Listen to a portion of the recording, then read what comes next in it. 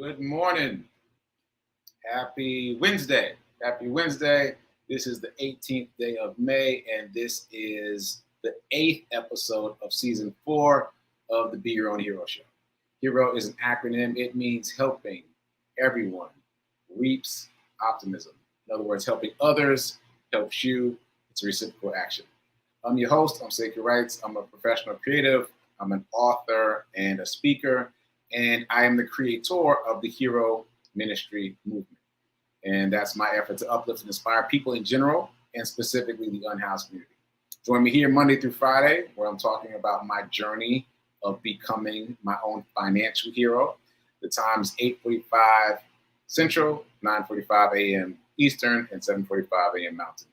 And shout out to the New Thought Media Network for allowing me to have this space and this opportunity to talk about my journey of becoming my own hero. Yeah, better angle. All right, so quick disclaimer, I am not a personal trainer nor am I a financial advisor. So do your own due diligence, do your own research. Okay, so quick shout out to Mom. Today's Pocket Square is sponsored by Mom. Ta-da!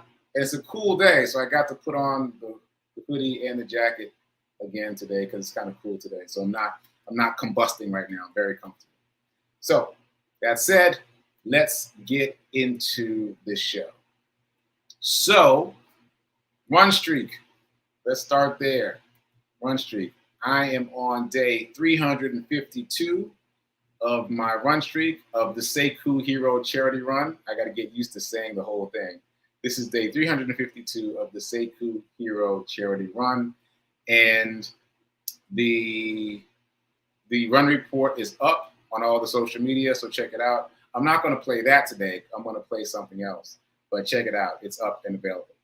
So as I mentioned recently, my friend Anna, who was in the marathon training group with Fleet Feet Nashville, she has been coaching me to engage with social media in a different kind of way, and getting kind of hooked on it. So I showed you a video of me running with a motivational quote playing underneath me. So I got another one for you. And here's a pop quiz. The pop quiz is, can you identify the voice of the motivational quote that I'm running to? Can you identify the voice? So again, there's this whole repository of all these motivational quotes that are set up for this purpose, for use with social media. Who knew? Anyway, pop quiz, first of the day, but might not be the last. Can you identify the voice that I'm running to?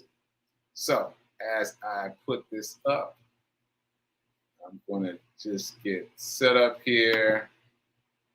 And so hopefully everyone is ready to drop your answers into the chat. Here we go. It's because it's very quick. It's a very quick video. Here we go. Without commitment, you'll never start. But more importantly, without consistency, you'll never finish. Without commitment, you'll never start. But more importantly, without consistency, you'll never finish. Okay, there it is. I let it play twice to give you a good chance to listen to it.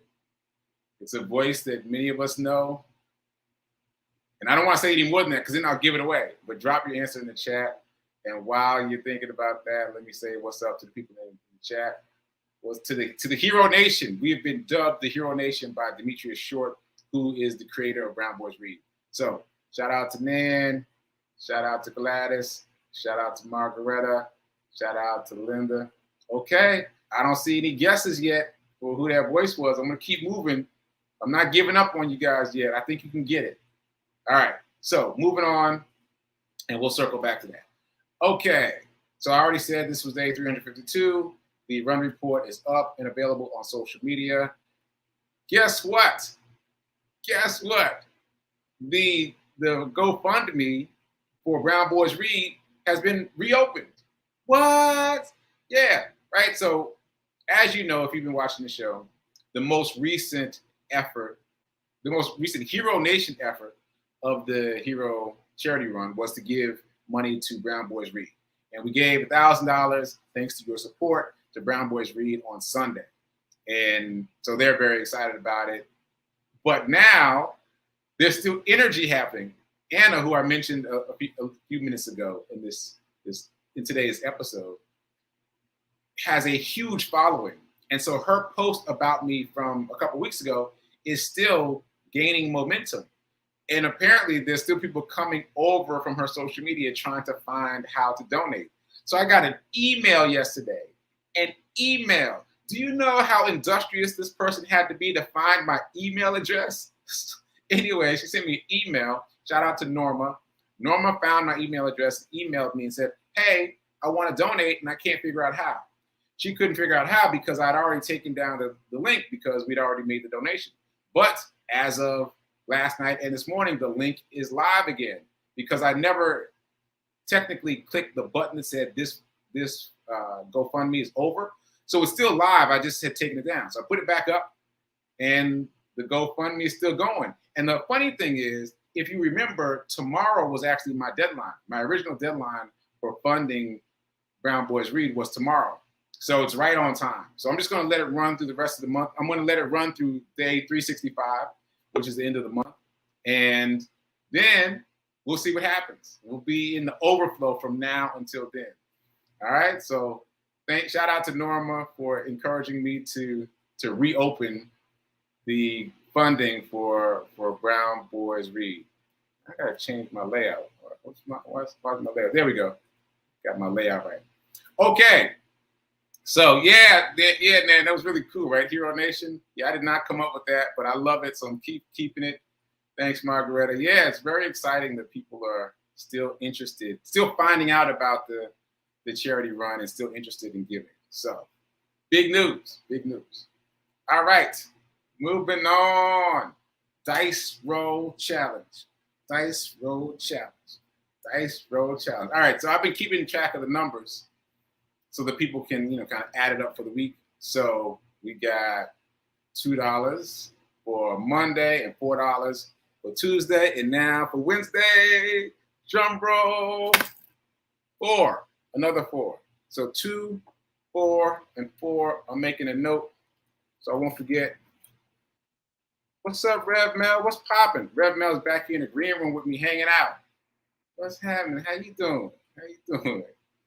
All right, so today's number is 4. And now moving on to the morning Zen. Okay, so as you know, I've been reading this book, and so has Rev Mel. This book, How to Solve All Your Money Problems Forever. Great title, right? How to Solve All Your Money Problems Forever, right? And it is what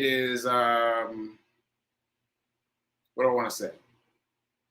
It's groundbreaking, yes, but it's all about mindset, which I said before, but it overlaps in so many ways. The book that I've also talked a lot about, The Science of Getting Rich by Wallace D. Wattles, which was written in 1910. That book and this book are very similar. And that's my point, that once you get to a certain level, all the information starts to repeat itself, which lets you know that there is a clear path through. But let me not get too distracted. I'm going to read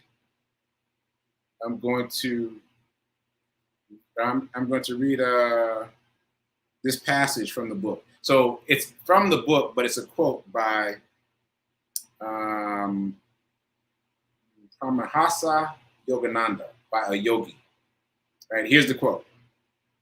Images are like highly explosive vibration bombs, which when set off, shatter the rocks of difficulties and create the change desired. I'm going to read it again. Images, meaning visualization, imagery. Images are like highly explosive vibration bombs, which when set off, shatter the rocks of difficulties and create the change desired. So that's the power of visualization in a very impactful quote. Okay, so that is from How to Solve All Your Money Problems Forever by Victor Bach. Check the book out. And Again, it's all about mindset.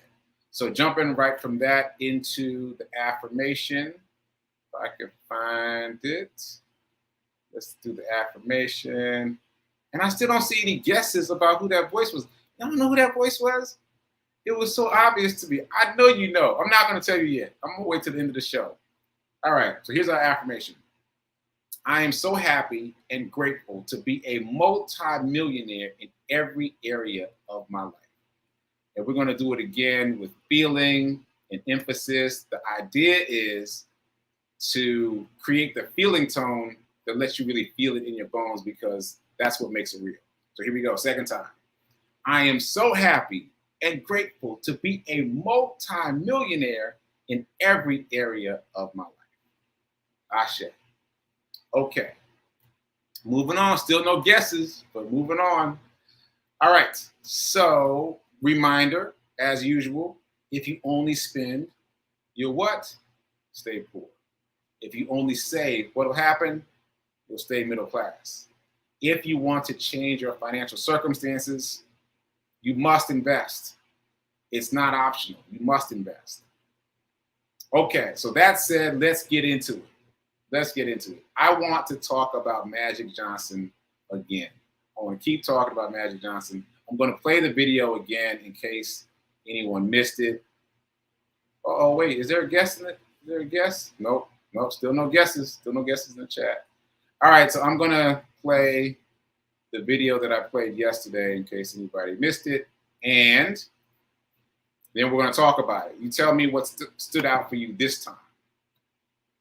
Okay, here we go. Magic Johnson literally had $5.2 billion in front of him, but he fumbled the bag.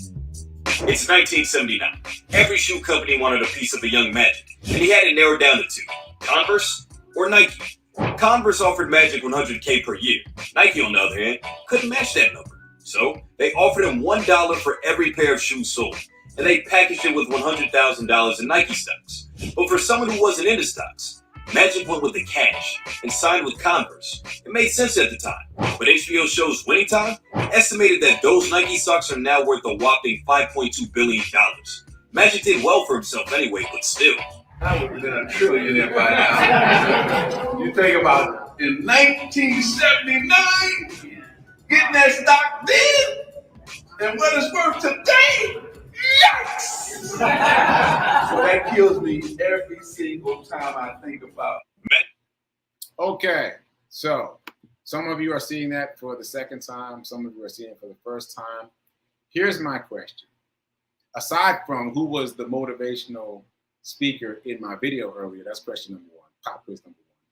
Pop quiz number two, who else missed the boat in this video about Magic Johnson? Magic Johnson missed the boat, but who else missed the boat? All right, I'm gonna pause right there, give you a second to drop your answers in. And while you do that, I'm gonna talk about something else. I'm gonna talk about FANG stocks for a second.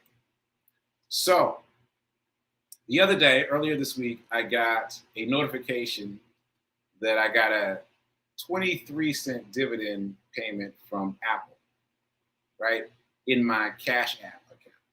So that's almost a quarter. Apple almost paid me a quarter for the money that I have invested in Apple. Now, what did I do? I sold it. Why did I sell it? I've already got two quizzes going, so I'm not going to add a third quiz, but I kind of want you to think about why I sold it. But I sold it. I closed my position on Apple, and I reallocated those resources to another stock. Let me explain why. So, as I said, that position was open on Cash App. Cash App does not have dividend reinvestment, which the acronym for is DRIP. They don't have DRIP. So the 23 cents came out right into my cash account, right? So I am wanting to avoid that for a couple reasons, for tax reasons, but also because I am late to the investment game. And I understand fully that it's not optional. So I want to maximize my time and energy in this space. So I want as much company matching as possible. You remember when you worked at a company and they would offer you company matching? Well, the stock market is the same way. If there's dividends, that's company matching. So I want all the company matching I can get, right? So because Cash App does not have what I'm calling company matching, I close my position on Cash App, and then I'm going to buy Apple again in one of my other portfolios that offers drip, so that I can get that company matching, so that it can build and build and build over time. I'm not ready to turn off the drip and get that money coming to me. I want to stack and stack and stack. I want all the company matching I can get. That's my strategy. Okay. So in real life terms, I just want to finish this, and I'm gonna circle back to our 2 quizzes. So in real life terms, I closed my position of Apple on Cash App. I reallocated those resources immediately to Tesla. I lost $18 on that transaction because my Apple stock is down $18 from when I purchased it. But I'm not worried about that $18 because I believe that over time, like you just heard Magic Johnson talk about how the stock market accumulates over time. It's a long-term play. So I believe that being able to use the company matching, which is the dividend reinvestment, over time, over the long haul, and not selling that stock, not selling the Apple stock, that I'll be able to catch my $18 plus many more dollars in the long run. So that's how I'm thinking. That's the shift in my mindset, that I'm willing to close out now and reopen that position in a portfolio that offers drip, so that I can keep it for the long haul. Just like in the example from Magic Johnson. Okay. All right. So I'm popping up nans. Let's read this together. So what strikes me about Magic Johnson is that at the time, right, because he didn't know about stocks, that offer had no value to him. Exactly. And he did make the best choice for himself. We shouldn't beat ourselves up about not knowing what we didn't know. Yes, great. At the time, he didn't know, right? And at the time, those previous times in my life when I was gifted with stock and I sold it, I didn't know. And what's that phrase? When you know better, you do better. When you know better, you do better, right? So it's all about education, and it's all about mindset. It's about seeing the same situation through a different lens, because you saw Magic Johnson talk about it in retrospect, and he was upset about it. But as Nan just pointed out, that he wasn't thinking about stock then when it was offered him. He didn't know enough about that, right? So we have to educate ourselves, because here's my point. All of us, don't want to be in the place where we just saw Magic Johnson a few years from now. We don't want to be a few years out from this show thinking, oh man, I should have, right? So the question I asked was, who else missed the boat? The answer is us. We missed the boat. Now, obviously, for the same reason. None of us were in the right mindset. Well, I can't speak for everybody, but I wasn't in the right mindset to have purchased Nike stock before, right? And then, but let me finish that thought. But the point is, it's available to all of us. It's available to all of us, right? So Magic missed the boat, quote unquote, but we all missed the boat. I know I'm generalizing. I'm guessing that we all missed the boat, right? Any of us could have bought stock at any time, Nike stock at any time. So technically, it wasn't available till 1980. I mean, they offered him IPO stock, but that's neither here nor there. That's that celebrity effect. It's been available since 1980. And in 2013, it became part of the Dow. So it's one of the Dow components. But even if you had just bought it, if you just bought it then, when it became a part of the Dow components, I think it was about $50 then, maybe even a little bit less than $50. And it's worth $115 now. So if you spent $50 in 2013, you would have $115 now. So my further point is, just because you quote unquote missed the boat Doesn't mean you missed the boat. You can still get in. You can still get in. Because that's one of those things that this is one of the ways that I used to think about stock. And maybe some of you do too. Like I would think, oh, well, I missed the boat. Like I didn't catch it in 1970 or 1980 or whatever. And therefore I've missed the boat entirely. But that's not the way it works. You can still get in and then ride the wave from where you are moving forward. Matter of fact, IPOs are risky because you don't know if this company is going to win or not. So in 1979, 1980, it was really risky. But Nike by 2013 was Nike, and it became part of the Dow in 2013. So it's not risky anymore. So then, yeah, you can invest and ride the wave from here on out. So for me, my next two stock purchases are Apple. As I just said, I want to repurchase it within a portfolio that offers drip, and Nike. And because both Apple and Nike are both Dow components. So they both align with my current goal to buy one share of each of the 30 stocks in the Dow. And they're pretty much all companies you've heard of. It's like McDonald's, Nike, Apple, Walgreens, Chevron, gas, like, and you know how gas prices are right now, right? So the Dow components are very vetted. The work has been done for you. Like you can't just decide I want to be part of the Dow. You have to be vetted to be allowed into the Dow bucket. Same thing with the S&P 500. The work has been done for you. So in as many cases as possible, we should be investing in places where the work has already been done by super smart people, right? They've already done the work and we can just piggyback on the work, right?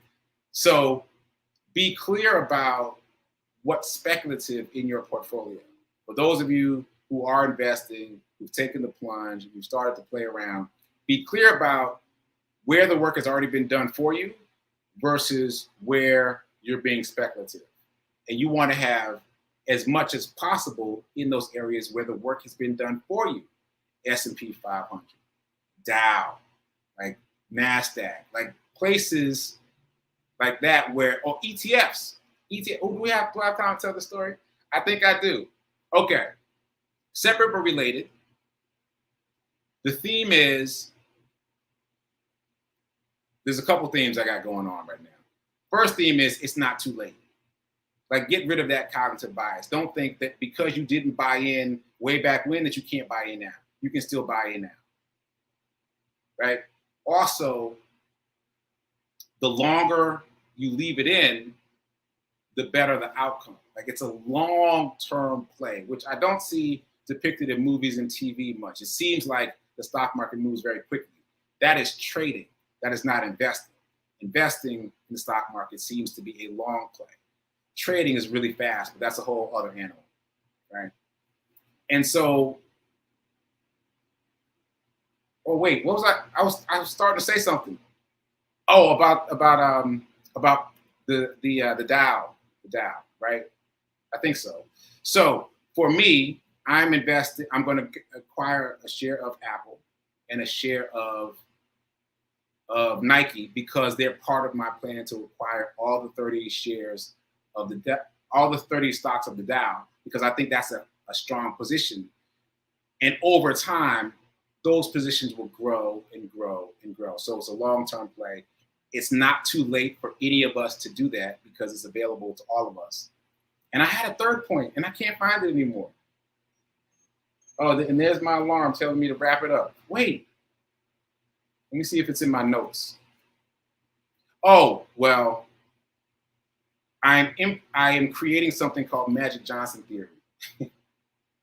So Magic Johnson theory is about the length of time and about the knowledge. You've got to empower yourself with knowledge so you know the right questions to ask. And then it's about the length of time, the amount of time that you have the stock invested, which leads us to multiple revenue streams. I've talked about this before. The average millionaire has 7 different streams of revenue, right, on average. So let's go back to Magic Johnson. Let's say he had taken the stock, right?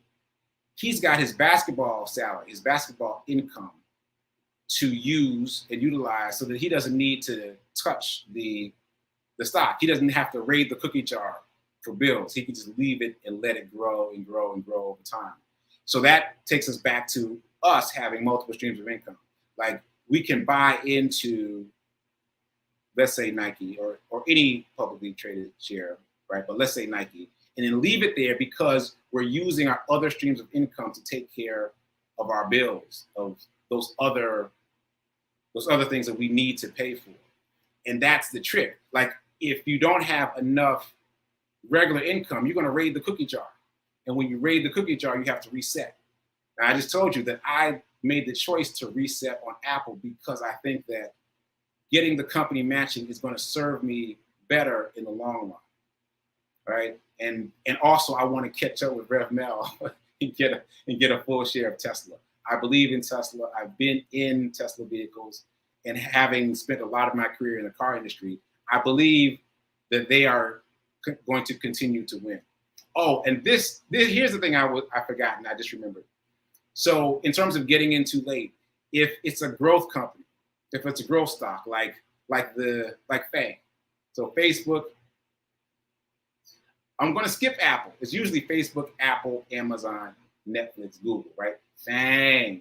But I'm going back to FANG, Facebook, Amazon, Netflix, Google. All four of those are growth stocks, which is to say that none of them pay a dividend. So I have a position in all four of those on Cash App because they don't pay a dividend. And Cash App, as I just said, doesn't offer DRIP. So I can acquire shares of those in a portfolio that does not offer DRIP, right?